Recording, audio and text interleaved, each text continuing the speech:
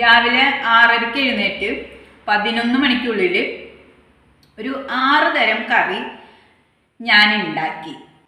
എൻ്റെ ഒരു ഞാൻ അത്ര വലിയ പാചക വിദഗ്ധയൊന്നുമല്ല, ചെറിയൊരു പാചകം അറിയാവുന്ന ഞാൻ ഈ ഒരു സമയത്തിനുള്ളിൽ ഇത്രയും കറി ഉണ്ടാക്കി. എന്നെ കൊണ്ട് അതേ നടക്കുള്ളൂ.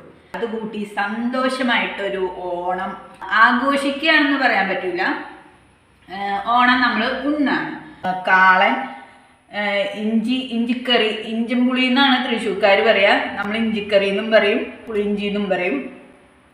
പിന്നെ ഇത് എരിശ്ശേരി, അവിയലെന്നും പറയാം. ഇത് ക്യാബേജ് തോരൻ, പപ്പടം, സാമ്പാർ. ഇത്രയൊക്കെ എനിക്ക് 11 മണിക്കുള്ളിൽ ഒരുക്കാൻ പറ്റുള്ളൂ കേട്ടോ.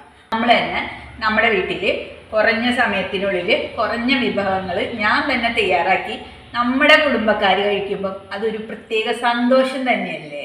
വലിയ ഓണാഘോഷമൊന്നും ഇല്ലെങ്കിലും ഞങ്ങളും വെച്ചു ഒരു കുഞ്ഞി സദ്യ.